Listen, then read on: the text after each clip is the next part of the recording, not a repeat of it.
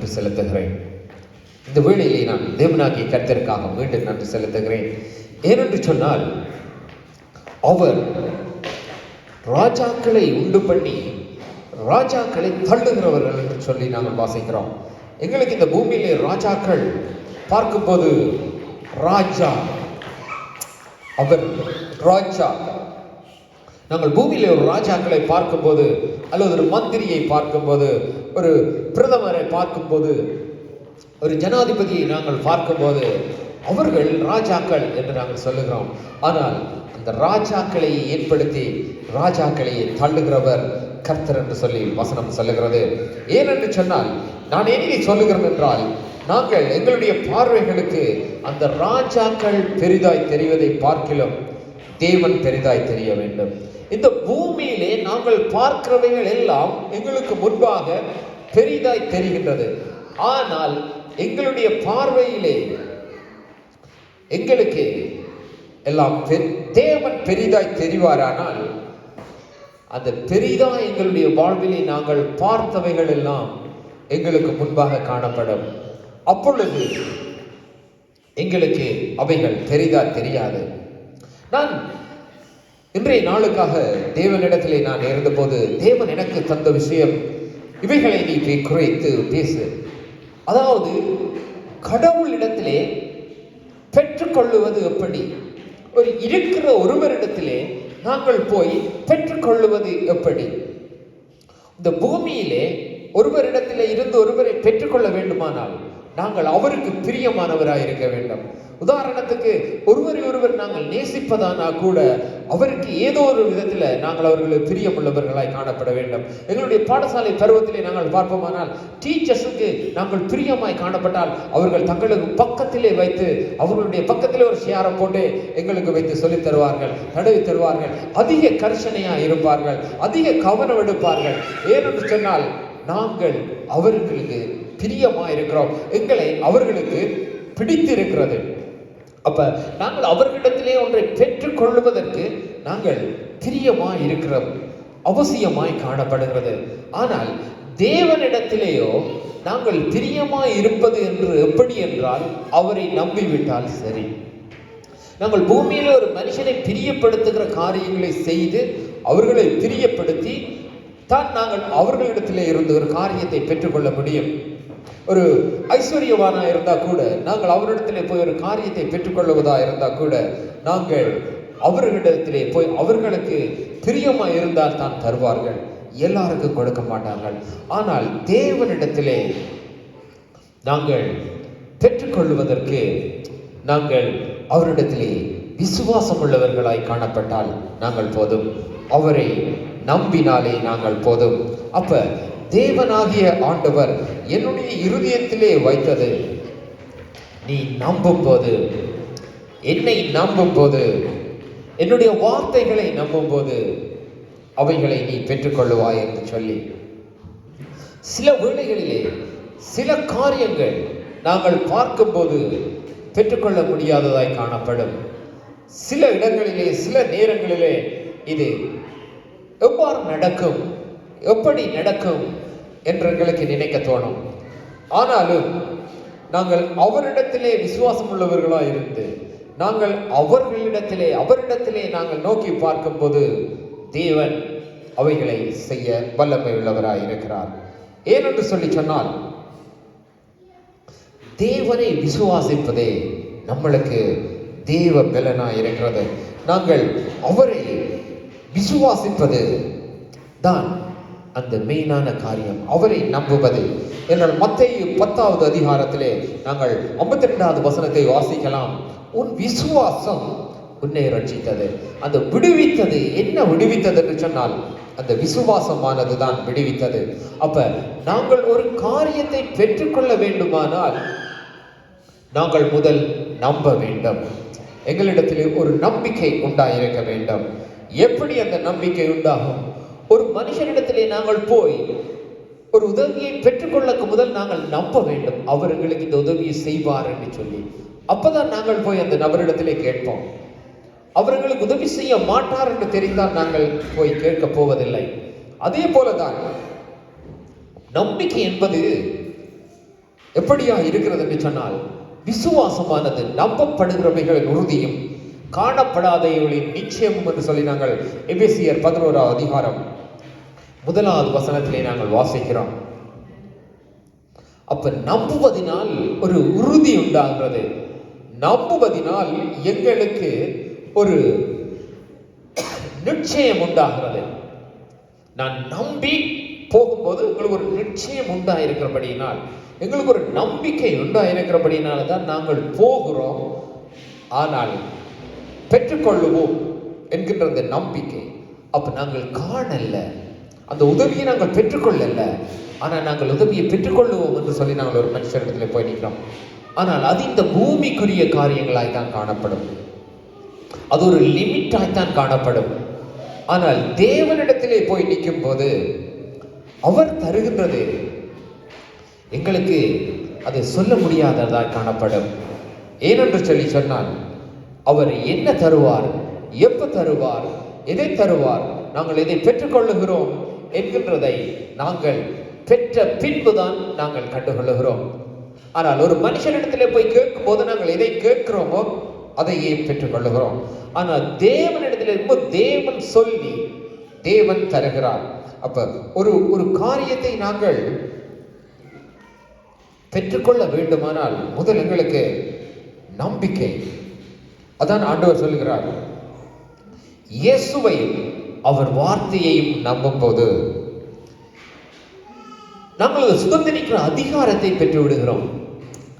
எப்படி இயேசுவை நம்பும் போது நாங்கள் அதை பெற்றுக்கொள்ளலாம் என்று சொன்னால், இயேசு கிறிஸ்துவை நாங்கள் நம்பும் போது, அந்த வார்த்தையை நாங்கள் ஏற்றுக்கொள்ளும் போது, அந்த வார்த்தைக்கு ஜீவன் இருக்கிறபடினால், அந்த வார்த்தைக்கு அதிகாரம் இருக்கிறபடினால், அந்த வார்த்தை உண்டாக்கவும் கொடுக்கவும் சகலவற்றையும் செய்ய அதிகாரம் இருக்கிறபடினால், அது ஆட்டோமேட்டிக்காகவே நாங்கள் சொல்வது, அந்த ஆட்டோமேட்டிக்காகவே எங்களுக்கு அந்த அத்தாரிட்டி, அந்த அதிகாரம் எங்களுக்கு கிடைத்து விடுகிறது, அதை சுதந்திரிக்கும்படி பெற்றுக்கொள்ளும்படி. இதுதான் தேவனுடனான கிறிஸ்துவுக்குள்ளே, இந்த கிறிஸ்துவுக்குள் காணப்படுகிற காரியம்.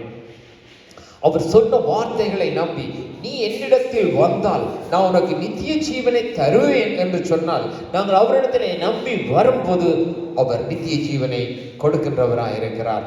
அவரிடத்திலே நம்பி என்னை சுகப்படுத்த அவர் போதுமானவராய் இருக்கிறார் என்று சொல்லி நாங்கள் வரும்போது அவர் சுகப்படுத்துகிறவராய் இருக்கிறார்.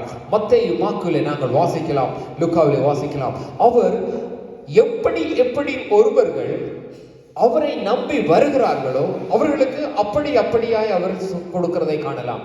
ஒருவர் நோயில இருந்து விடுதலை கிடைக்கும் போது அந்த நோயில இருந்து விடுதலை கிடைக்கிறது. ஒருவர் மரணத்திலே இருந்து விடுதலை கிடைக்க அதை கேட்டு பெறும்போது அவருக்கு மரணத்திலே இருந்து விடுதலை கிடைக்கின்றது.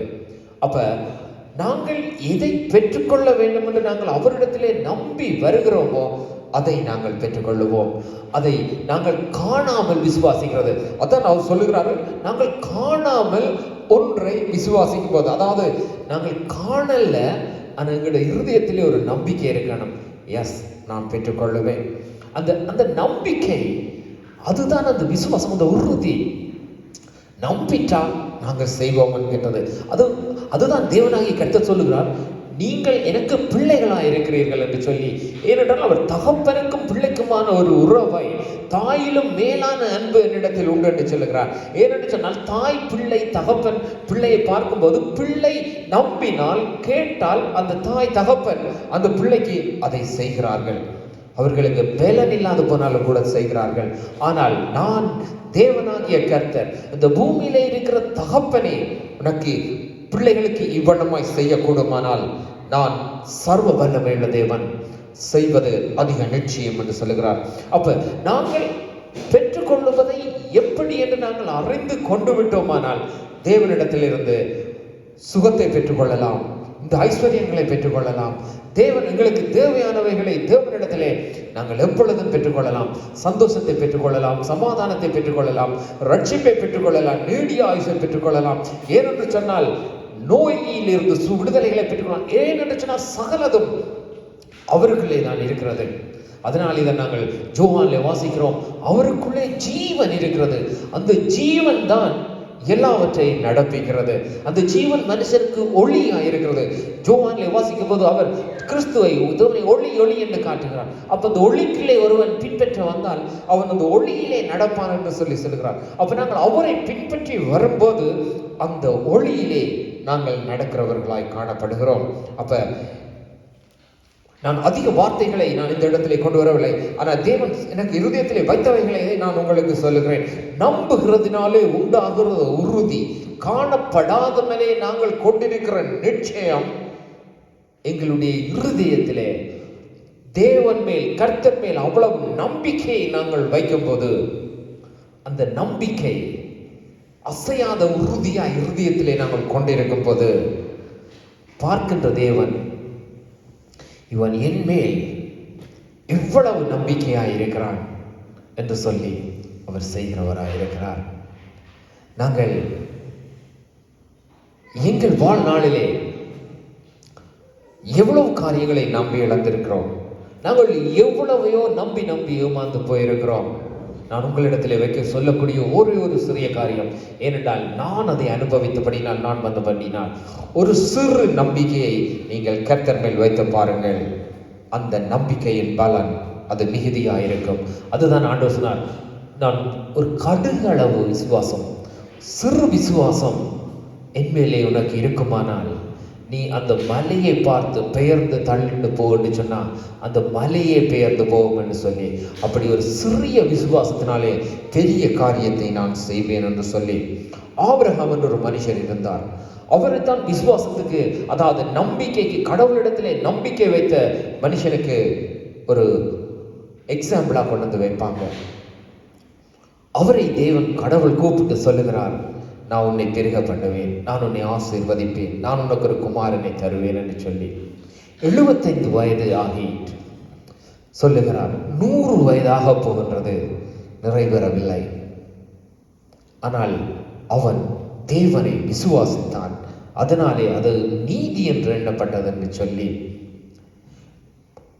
சொன்னது நிறைவேறுவதற்கு, தேவன் அவருக்கு சொன்னது நிறைவேறுவதற்கு 25 வருஷமானது. அவருடைய 100 வயது என்றால் எங்களுக்கு தெரியும். கணவனுக்கு 100 வயது, மனைவிக்கு 90 வயது, குழந்தை. இந்த நாட்களிலே நாங்கள் நினைப்போமானால் நாட் பாசிபிள், நடக்காது. அந்த நாட்களிலும் அதைத்தான் சொன்னார்கள், நடக்காது, இனி உனக்கு பிள்ளை இல்லை, நீ கர்த்தரை நம்பி இருக்கிறாய். எத்தனையோ பேர் பார்த்து சிரித்திருப்பார்கள். ஆனால் ஆபிரகாம் சொல்லி இருப்பார், எனக்கு கர்த்தர் வாக்குரைத்திருக்கிறார், என் தேவனாகிய கர்த்தர் எனக்கு வாக்குரைத்திருக்கிறார், அதை நிறைவேற்றுவார் என்று சொல்லி தன்னுடைய சரீரம் செத்து விட்டது. பிள்ளை பெறுவதற்கான எந்த ஒரு தகுதி என்னிடத்திலும் மனைவியினிடத்திலும் இல்லை. ஆனால் அவங்க விசுவாசித்தாங்க. அவங்களுக்கு தேவன் சொன்னபடி ஆண் பிள்ளையை கொடுத்தார். பிள்ளை பிறக்கிறதற்கு முன்பே பேரையும் கொடுத்திருந்தார். அதன்படி ஆண் பிள்ளையை கொடுத்திருந்தார். நாங்கள் ஆதியாகமம் 15வது அதிகாரம், 16வது 17வது அதிகாரங்களிலே இவைகளை வாசிக்கலாம்.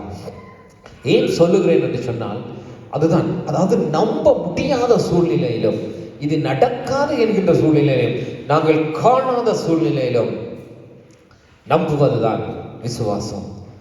நான் நடந்து போகிறேன், அதுல ஒரு ஆப்பிள் இருக்கிறது, அதை நான் எடுப்பேன் என்று நம்புவது நம்பிக்கை இல்லை. ஏனென்றால் ஆல்ரெடி அங்கே இருக்குது ஆப்பிள்.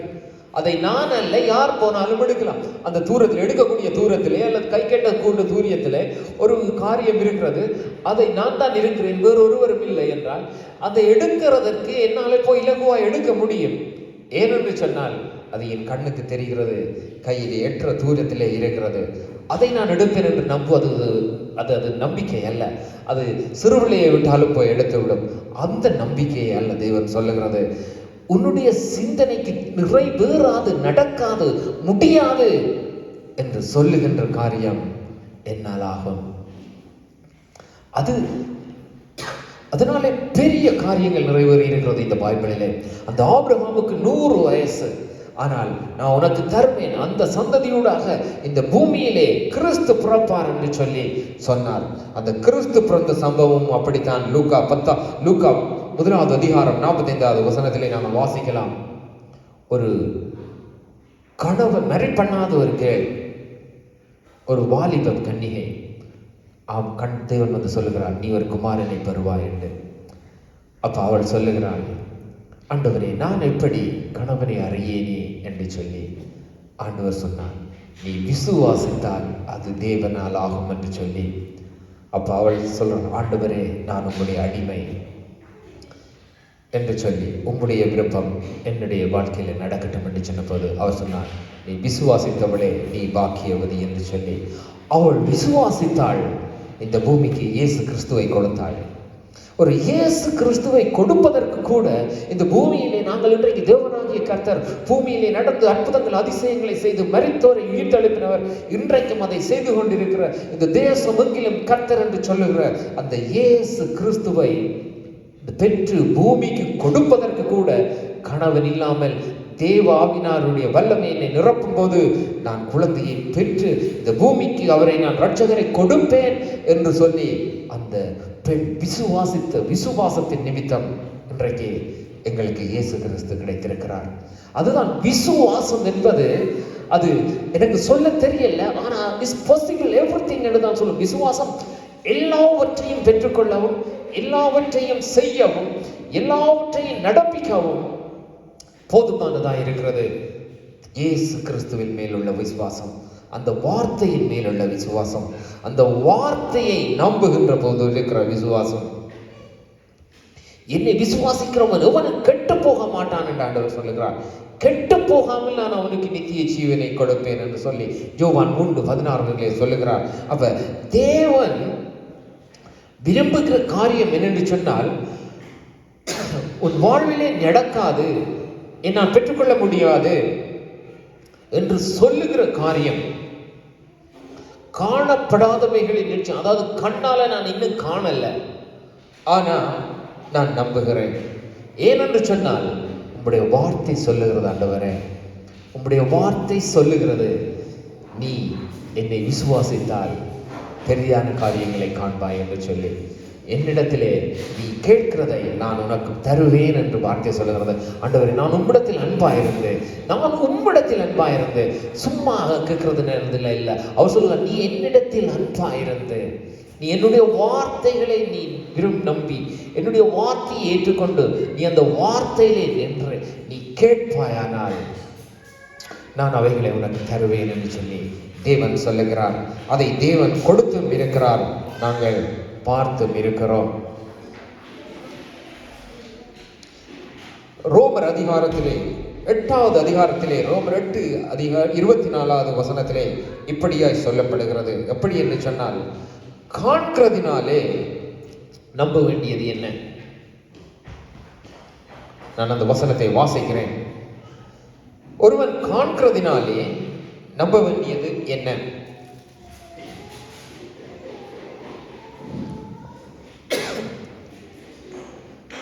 அந்தபடியே நம்பிக்கையினாலே நாம் ரட்சிக்கப்பட்டிருக்கிறோம். காணப்படுகிறதை நம்புகிறது நம்பிக்கை அல்ல. ஒருவன் தான் காணாததை நம்ப வேண்டும், ஒருவன் தான் காண்கிறதை நம்ப வேண்டுவது என்ன? ஒருவன் காண்கின்றத நம்புகிறது ஒரு நம்பிக்கை இல்லை. என்ன, ஒரு உதாரணத்துக்கு நான் சொல்லுகிறேன், நான் இதுல இருந்து சொல்லுகிறேன். அதுல ஒரு பெண் இருக்குது, போய் பாருங்க என்று சொன்னால், அங்க தூர இருந்து பார்க்கிறவர்கள் அந்த பெண் இருப்பதை கண்டால் போய் பார்க்க மாட்டார்கள். என்னோட அங்க இருக்கைக்கே தெரியுது அந்த பெண், என்னோட அதை கண்டுட்டார்கள், அதனாலே அவர்கள் அதை நம்பிட்டார்கள். நம்ம ஆனால் இங்க இருந்து பார்க்கும் போது தெரியல. ஆனா நான் இங்க இருந்து சொல்றேன், அதுல ஒரு பேனை இருக்கு, போய் பாருங்கன்னு சொன்னா, நீ இல்ல இல்ல இருக்கு, போய் பாருங்க. அப்ப இல்லாததை இருக்கிறதாய் நினைத்து போய் பார்ப்பதும் பெற்றுக்கொள்ளுகிறது தான் விசுவாசம். அதைத்தான் அவர் சொல்லுகிறார், நீ காண்கிறதுனால நம்புகிறது என்ன? நீ காண்பதை நம்புகிறது விசுவாசிப்பதனால உனக்கு பலன் என்ன?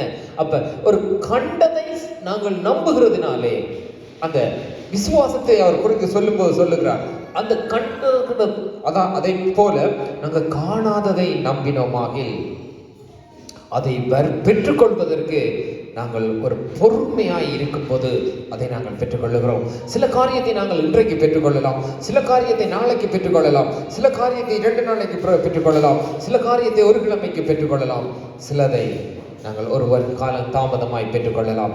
ஆபிரகாமை பார்த்துக் கொள்ளோம் என்றால் அவர் 25 வருஷம் எடுத்தது அதை பெற்றுக்கொள்வதற்கு. ஆனால் 25 வருஷத்துக்கு பிறகு பெற்றுக்கொண்டவர் இன்றைக்கு எத்தனை 1000 வருஷங்களாயும் அவர் பேசப்பட்டு கொண்டிருக்கிறார். அப்ப எங்களுடைய வாழ்விலே நோக்கம் பெற்றுக்கொள்ள வேண்டியதுதான்.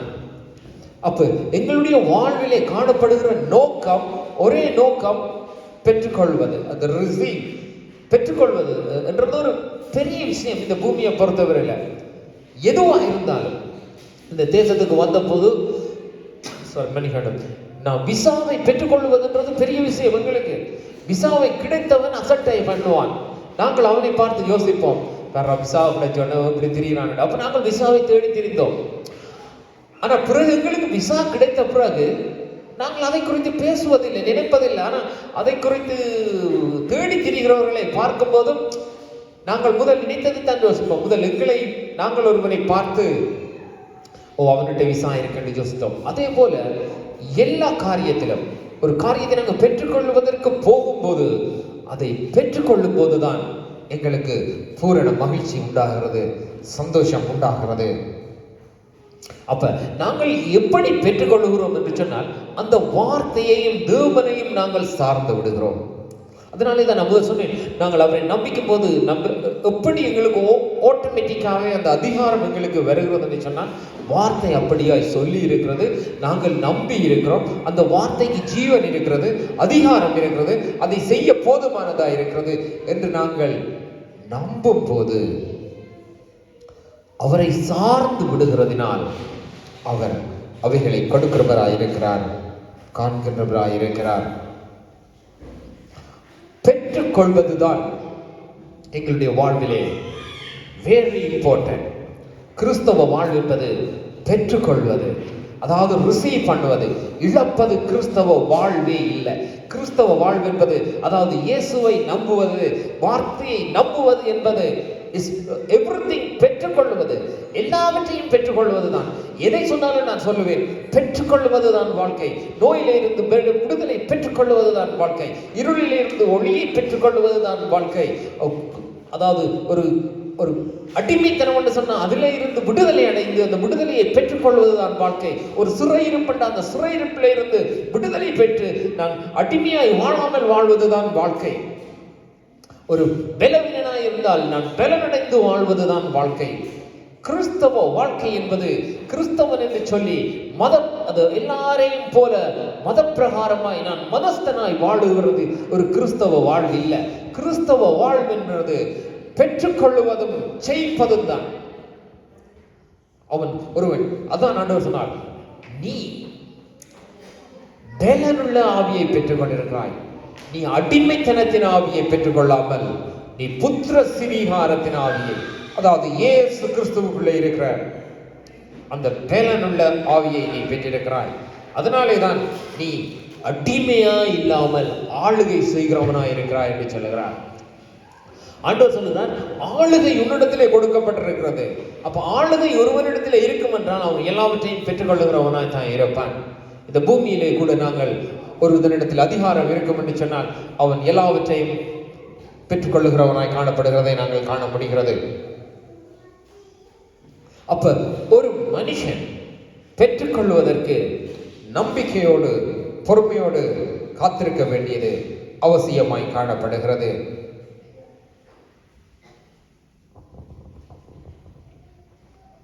ஏனென்று சொன்னால் தேவன் அவர் சில காரியங்களை உடனே செய்கிறார், சில காரியங்களை 2 நாளைக்கு பிறகு செய்கிறார், 1 கிழமைக்கு பிறகு செய்கிறார், மாதத்துக்கு செய்கிறார். அதனாலே நாங்கள் பொறுமையோடு தேவனிடத்திலே காணப்படுவது. அதனாலே தான் நாங்கள் யோவான் 8வது அதிகாரத்திலே வாசிக்கிறோம், அடிமையானவன் என்றென்றைக்கும் குமாரன் என்றென்றைக்கும் வீட்டிலே நிலைத்திருப்பதில்லை, குமாரன் என்றென்றைக்கு நிலைத்திருக்கிறார். ஆகையால் குமாரன் உங்களை விடுதலையாக்கினார், நீங்கள் மெய்யாகவே விடுதலை ஆவீர்கள். அப்ப அது விடுதலையை பெற்றுக்கொள்வதுதான் கிறிஸ்தவ வாழ்வு. அதாவது எல்லாவற்றையும், அதான் நான் பொதுவா சொன்னேன், ரிசீவ் பண்றது, பெற்றுக்கொள்வது. பெற்றுக்கொள்வதுதான் கிறிஸ்தவ வாழ்வு, இழப்பது இல்லை. நாங்கள் ஒருவன் கிறிஸ்துவுக்குள் வந்தால் அவன் தேவனுக்காக தன்னை விட்டுக் கொடுக்கிறான், தேவனுக்காக தன்னை இழக்கிறான். அது அவனாக தேவனுக்குள்ளே அவன் தன்னை தேவனுக்கு ஒப்புக் கொடுப்பது. ஆனால் தேவனோ என்றால் சகலவற்றையும் கொடுக்கிறார். ஏனென்று சொன்னால் தேவனுடைய வசனங்களுக்கு செவி கொடுக்கிறவன் தேவனால் உண்டாயிருக்கிறான் என்று சொல்லி, அப்ப அவன் தேவனால் உண்டாயிருந்து தேவனுடைய வசனங்களுக்கு செவி கொடுக்கும் போது அந்த தேவன் அவனுக்கு எல்லாவற்றையும் செய்கிறவராய் இருக்கிறார். ஏனென்றால் நீங்கள் சத்தியத்தை சொல்லுகிறபடியினாலே, நான் உங்களுக்கு சத்தியத்தை சொல்லுகிறபடினாலே நீங்கள் விசுவாசிக்கிறதில்லை. அப்ப விசுவாசிக்கிறவனே வாக்கியவான். அப்ப நாங்கள் எல்லா காரியத்திலும் எல்லாவற்றிலும் நாங்கள் பெற்றுக்கொள்ள, தேவனிடத்திலே பெற்றுக்கொள்ள நாங்கள் வாஞ்சியாக இருக்க வேண்டும். ஏன் நான் இதை மீண்டும் மீண்டும் சொல்லுகிறேன் என்றால், எங்களுக்கு பெற்றுக்கொள்வதற்கான ஒரு காரியம் இருந்தும், பெற்றுக்கொள்ளத்தக்கதான சூழ்நிலை இருந்தும் நாங்கள் அதை பெற்றுக்கொள்ளாமல் வாழ்வது என்பது ஒரு, எப்படி சொல்வது என்று எனக்கு தெரியல, அது ஒரு வேஸ்டான லைஃபாய் போய்விடும் என்று சொல்லலாம். ஒரு ஒரு எங்களுக்கு அதை பெற்றுக்கொள்ள கூடும், ஆனால் நாங்கள் அதை பெற்றுக்கொள்ளாமல் இழந்தே வாழ்கிறோம் என்றால் அந்த வாழ்விலே என்ன பலன்? தேவனுடைய பிள்ளைகளாய் வாழுகிற நாங்கள், கிறிஸ்துவுக்குள்ளே வாழுகிற நாங்கள், அவரை நம்புகிற நாங்கள், அவரை ஏற்றுக்கொண்ட நாங்கள், அவரிடத்திலே நம்பிக்கையா இருந்து எல்லாவற்றையும் பெற்றுக்கொள்வது.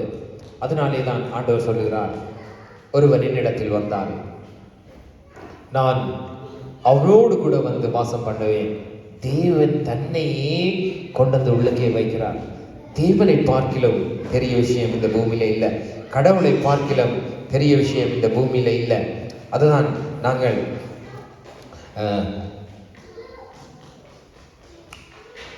பெற்றுக்கொள்வதற்கு அவர் கொடுக்கிற தேவன். எங்களுக்கு தெரியும், பைபிளில் ஒரு காரியம் உண்டு. ஒரு மனுஷன் வலையை இரவு ஃபுல்லாய் போடுகிறார் கடலிலே. இதோடு நான் முடிக்கிறேன். ஆனால் ஒரு மீன் அகப்படலை. அப்ப தேவன் வந்து அவர்களுக்கு சொல்லுகிறார், நீங்கள் வலையை போடுங்கள். ஆனால் அவர் வலையை போடுகிறார்கள், மீன்கள் அகப்படுகிறது. அப்ப நீங்கள் ஆண்டவர் இந்த வசனம் 21வது அதிகாரத்திலே, யோவான் 21வது அதிகாரத்திலே 6வது வசனம் இப்படி சொல்லுகிறது, அப்பொழுது அவர், நீங்கள் படகுக்கு வலது புறமாக வலையை போடுங்கள், அப்பொழுது உங்களுக்கு அகப்படும் என்றார். அப்படியே அவர்கள் போட்டு திரளான மீன்கள் அகப்பட்டதினால் அதை இழுக்க மாட்டாதிருந்தார்கள். ஆதலால் இயேசுவுக்கு அன்பான சீஷன் பேதுருவை பார்த்து, அவர் கர்த்தர் என்றான். பாருங்க, அப்ப தேவன் கொடுக்கிறவ தேவன், பெற்றுக்கொள்ளும்படி அழைக்கிற தேவன். ஒருவன் பெற்றுக்கொள்ள மனதாயிருந்தால் தேவனிடத்தில் விசுவாசமாயிருக்க கடவன், தேவனிடத்திலே வர கடவன். இதோடு கூட நான் முடித்துக் கொள்ள விரும்புகிறேன். ஒருவன் பெற்றுக்கொள்ள வேண்டுமானால் தேவனிடத்திலே வர வேண்டும், தேவனை விசுவாசிக்க வேண்டும்.